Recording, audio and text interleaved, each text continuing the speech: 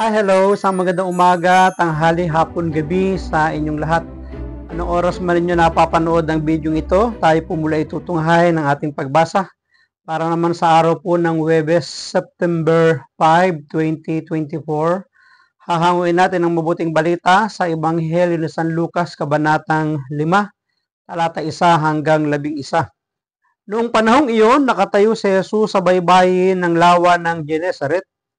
Pinagkalipon-punan siya ng napakaraming tao na ibig makarinig ng salita ng Diyos.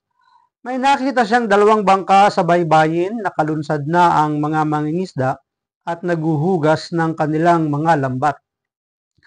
Lumulan siya sa isa sa mga bangka at hiniling kay Simong may-ari nito na ilayo ng kaunti sa tabi.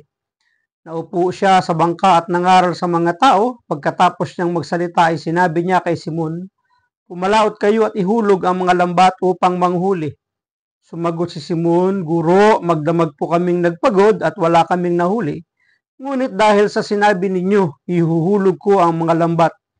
Gayon nga ang ginawa nila at sa dami ng kanilang huli ay halos magkansisira ang kanilang mga lambat.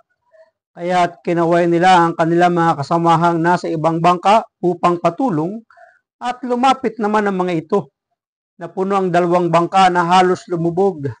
Nang makita iyon ni Simon Pedro, siya ay nagpatira pa sa paanan ni Jesus at nagsabi, "Lumayo po kayo sa akin, Panginoon, sapagkat ako'y makasalanan."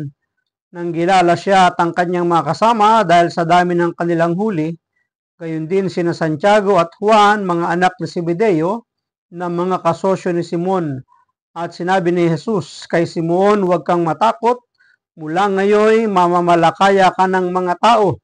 Nang maitabi na nila ang kanilang mga bangka, iniwan nila ang lahat at sumunod kay Jesus. Pagpalain po ng Diyos ang pagkabasa ng kanyang mabuting balita. Ang refleksyon o pagsasadiwa ay hahangin natin sa Aklat ng Simbahay taong 2024.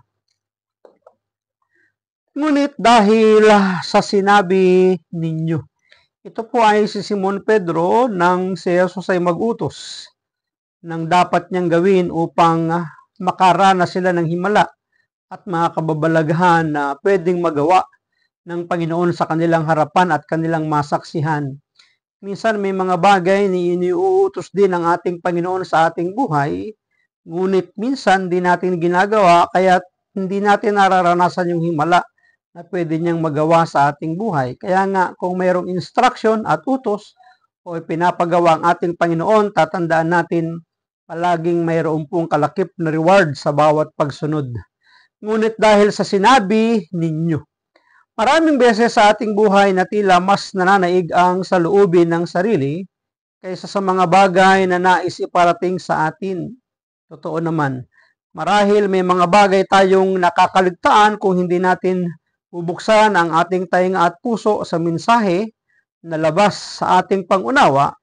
Hindi natin batid na may mas magandang dulot pala ang ipinababatid ng Diyos sa ating buhay na labas sa ating mga plano. Parang gustong sabihin ay mas maganda ang magagawa ng Diyos, mas maganda ang plano ng Diyos sa atin kaysa sa ating mga sariling gustong gawin at mga sariling plano. Hindi nga lang natin ito nararanasan sapagkat ang nananaig ay ang ating sariling nais o ang ating sariling gusto.